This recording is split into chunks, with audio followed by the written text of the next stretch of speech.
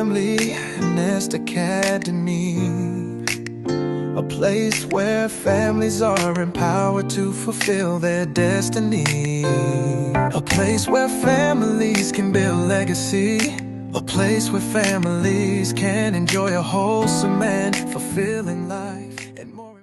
Hey, welcome back to our Wholesome Family series brought to you by the Familynestacademy. And today I am still your host, Princess Francisca Obichimizi. And today I want to ask us a very important and maybe an uncomfortable question, right? As a family builder, what is the culture of your family? Not what you wish it was, and of course not what other people are telling you, but what your children feel every day within the home. Can you really say this is what my family culture is? And yes, my children understands this culture. Or how about I tell you that you may be thinking something else, and in reality your children or the people who come into your home does not see what you are thinking. Because the truth is, every family has a culture. This can be intentional or unintentional.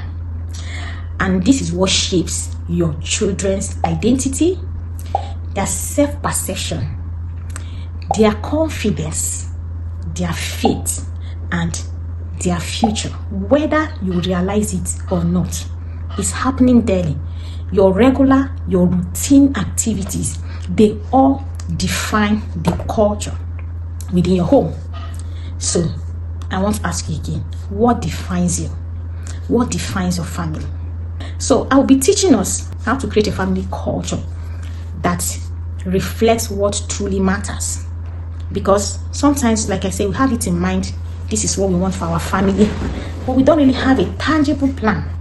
We don't have a structure that brings what we are thinking into reality. Okay? So sometimes you ask parents if they have a family value, if they have something they stand for, and they tell you yes. Does the children know? They say yes. Then you get a one-on-one with the children of the said family, and when you ask them, they don't even understand what you're asking them, or maybe they may be saying something contradictory to what the parents have told you. I'm not telling you what I assume, I'm telling you what I've had to do. So the problem is that you have a family culture or a value system you want your children to live by. To you, you are doing it, you are saying it, but they don't grab it the way you are thinking it. So every time you're shouting, don't do this, do that, do this, do that, but your children don't conceptualize it, your children don't practicalize it, they don't even understand how applicable it is in their day-to-day activities and their belief system. So one thing we must understand is that family culture is the unseen curriculum. What do I mean by unseen curriculum? Your culture is beyond those things you do. Like example, going to church on Sundays, family meetings. It is more like the invisible classroom your children grow in. So you may think they know we must go to church on Sunday. They know we have family meetings and all that. According to research done from Harvard Center on Developing Child, children's brain are wired not just by what is taught, but by what is modeled consistently in their environment. Let me put it plainly. Your home teaches with or without your permission.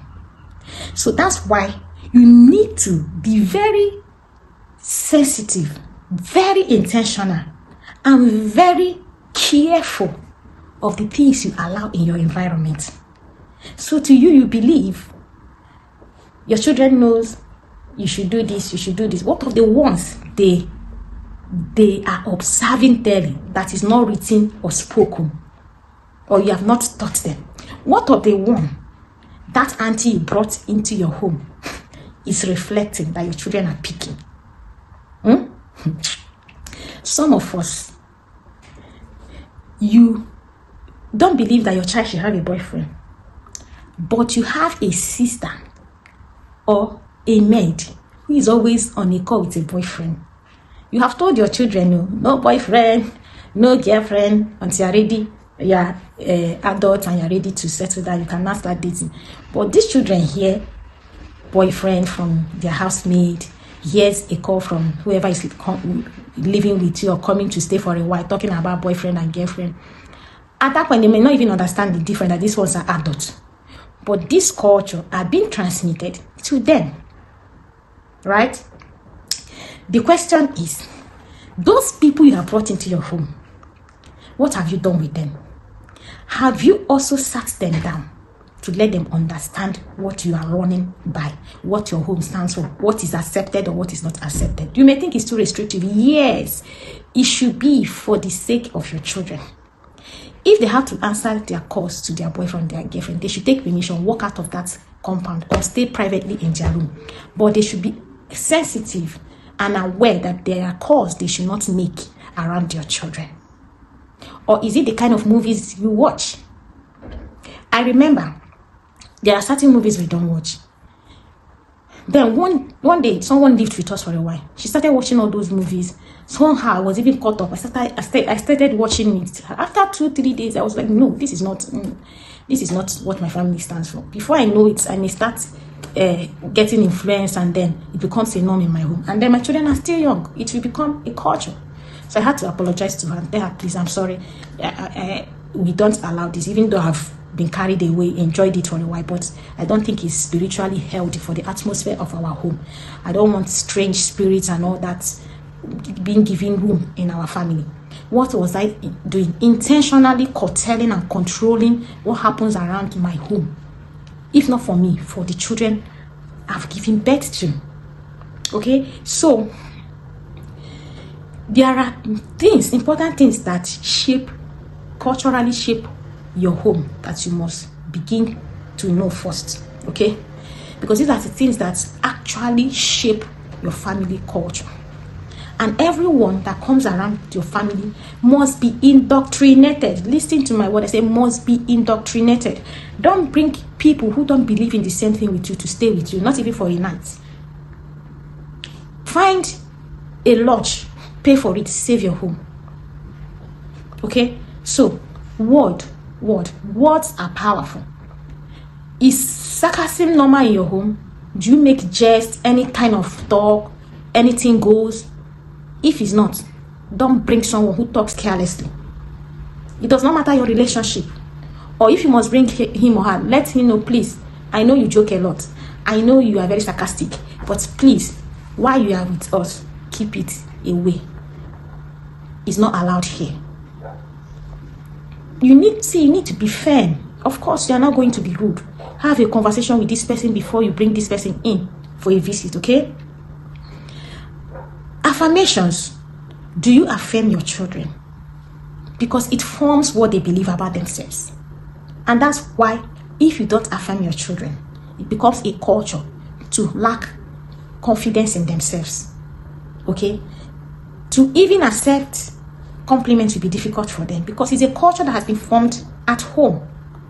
The word you speak to your children or that is allowed around your environment becomes the soundtrack of your child's inner voice. You will hear some people saying, I wanted to do something and I heard the voice of my mom. So your voice will either be that beautiful soundtrack that will help your children in situations, even when they begin to doubt themselves, and they hear that voice of affirmation, that voice of praise that comes from daddy and mom, that will ginger them and bring back that confidence. Or it will be that voice that makes them shrink, that voice that makes them to even doubt themselves more. Which means the way you talk to your children, the way you correct them, will determine if they will get better or even worse. Okay? So especially, I keep saying it's not because I'm a woman, but because self-confidence has so much to do with the outcome of your child's, especially your girl child's decisions and choices in life. When you downgrade your daughter with word, they will tend to find someone who will speak better into their life, even if that person is manipulative. So you see them saying yes to a man who will even beat them and come and apologize later, calling them, you know, you're my princess, you know, you're my babe, you know, I love you. That's after slapping them. or after beating them black and blue. But just returning back to say, oh, I love you. No, I'm sorry, I was carried away. It was just anger. What made you raise your hand? But do you know that you have packaged your daughter with your word while growing up, the way you correct? Why can't you understand the simple instruction? I keep telling you, what is even wrong with you? There was a day someone tried that thing on my daughter. Something happened. See, is something wrong with you? I say, excuse me, please, don't use that word on my daughter. She might have done something wrong. Try a better way. Don't ever ask her, is something wrong with you? But many of us, that's our norm. You talk to your daughters anyhow because you needed to correct them. Who says you had the right to kill her self-image because you want to correct her? It's not just about what you are correcting her. In fact, at the end, you are not correcting her, you are destroying her. Because those type of correction does not make your daughter turn out well. It makes them build self-doubt. It creates vacuum in them. They keep looking for someone who will affirm them, who will accept them, who will make them feel they are approved. And that's why you see people dying in marriages, because they needed to stay with a man who keep abusing them and returning with sweet words. Let that sweet word be known in your home, so that when someone comes from nowhere and say, hey, I love you past my mother, you know, you're the hot, the sugar in my tea, and then your daughter will say, oh, yeah, I know. My parents always tell me I'm the best. It won't be something making them, I've not seen this kind of thing, oh, this one is the best. No. These things, we don't put consideration into them, but they make a lot of far decisions that affect our children in the future. We complain of even gospel. You heard of what's her name? You think, if I don't want to talk about that story because it's heartbreaking. You even see pastors' daughters in a marriage they are not supposed to be, but somehow they have to be there. They feel safer. Does your children feel safe by your word? Or do they think they need to prove themselves over and over? They are not good enough. Let's roll. Your reactions, they may be spoken reaction or unspoken reactions. How do you handle mistakes? Are your emotions welcomed or shut down? No, you should. Why are you crying? You beat a child, you ask a child, why are you crying? Why are we like this? Or a child is crying, you are shutting this child. Shut up, your mouth. If I hear your voice, you are the one that beats this child. And even if you don't beat this child, you see a child that is trying to understand her emotions, a child that is still young, doesn't know what she's feeling, and the only way to express herself is to cry. And you are shutting this child down. You are telling her, you can't cry here. Crying is not accepted. So she has to buckle it up. You see children going through depression, but the parents don't know. Because their eyes are closed to, you don't do this here, you don't do that here. We don't even understand emotional considerations and stability. We don't even understand emotional regulation. So you tell children, you cannot get angry here. We don't get angry. No, the Bible says, be angry but sin not. Anger is a normal emotion, but your way of handling it is what determines if it turns out good or bad. How can you say someone not to feel what the hormone in the body is saying? It's his hormone. He should be able to feel what the hormone is saying, but you teach her how to manage it. That's emotional regulation, emotional intelligence. I recommend every parent to go through emotional intelligence courses. In fact, yearly. It's not something you do once. I do it and I recommend it because I know how much it will go to helping you build a stable and a worthy relationship in the family. Your response to failure will teach your children too how to handle their own failure, how to handle their own humanity. Some of us, we make our children feel like we are perfect, we never failed, we never make mistakes. So when our children fail, they feel devastated, like something that has never happened to anyone has happened to them. They find it difficult to come up again. You see them going low and low and low, and we don't know where it's coming from. It's from our reactions. We even lie to our children, we are always first. Let them get our results, and we know that we are never close to first position.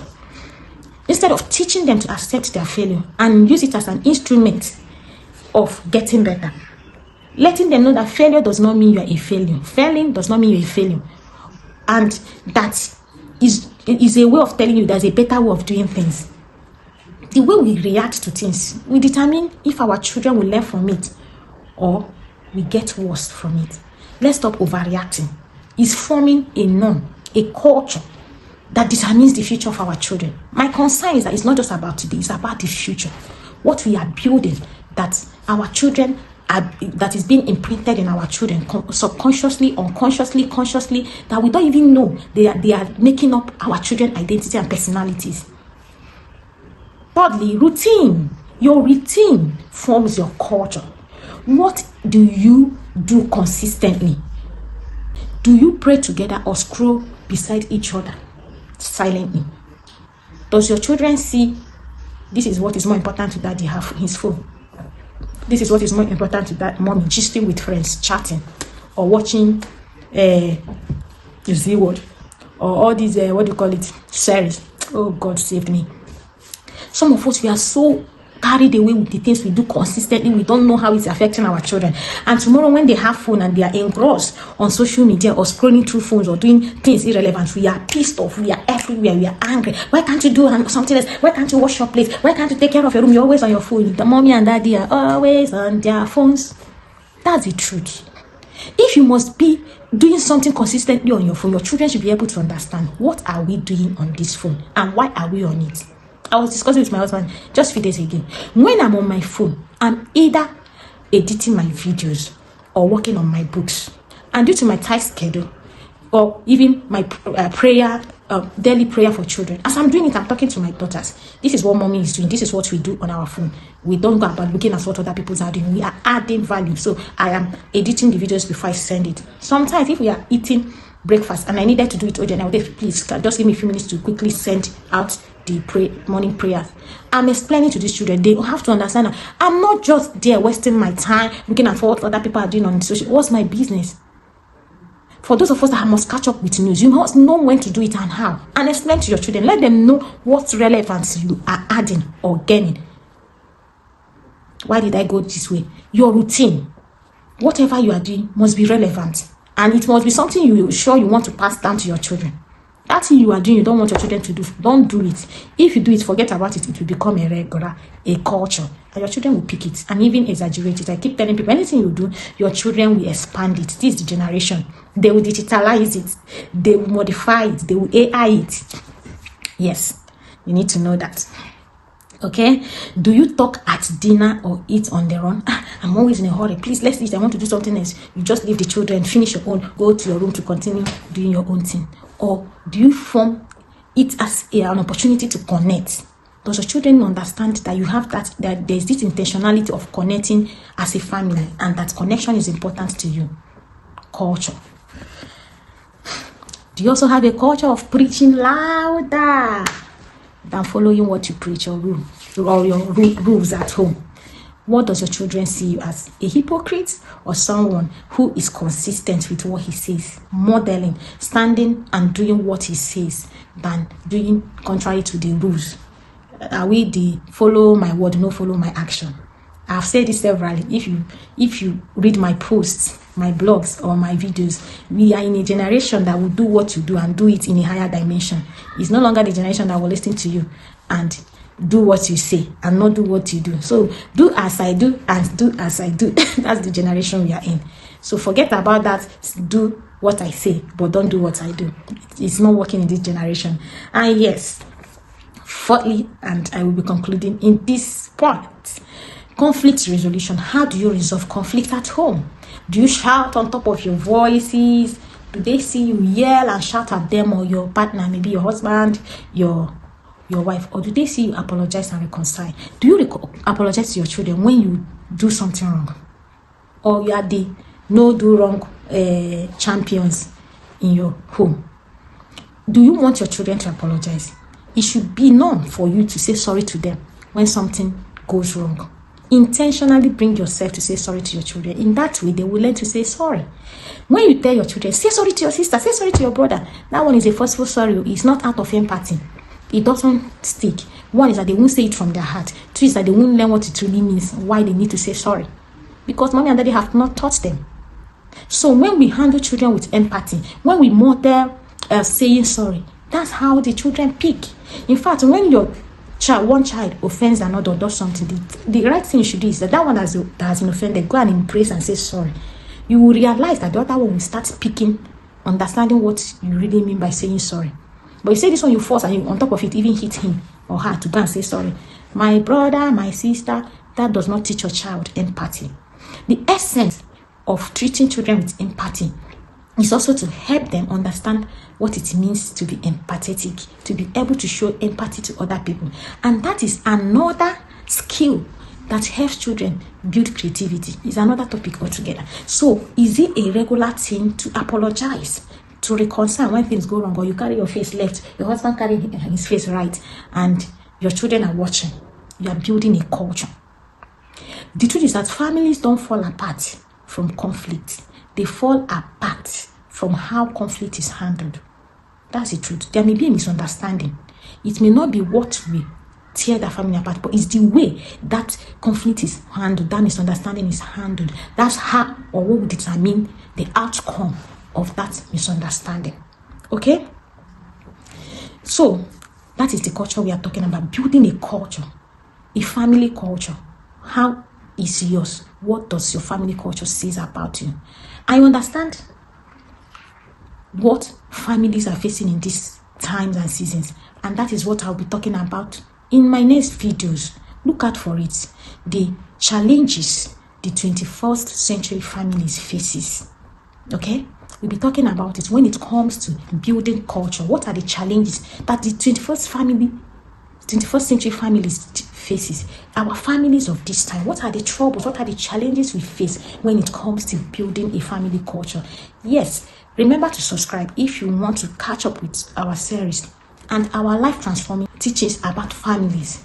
Remember to also share to other families. I keep telling us, you don't know who you will be blessing with these teachings, because you don't know who your children will be marrying tomorrow. You don't know who they will bring to you and say, this one, please let me.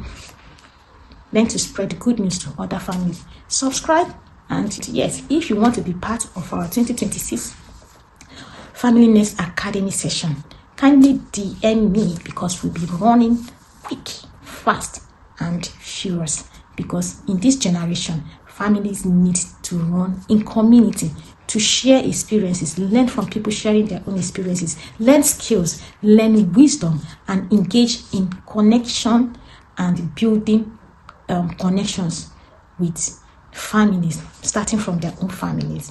In our community, we'll be learning the skills to connect with our family, to build purpose according to God's will for our families.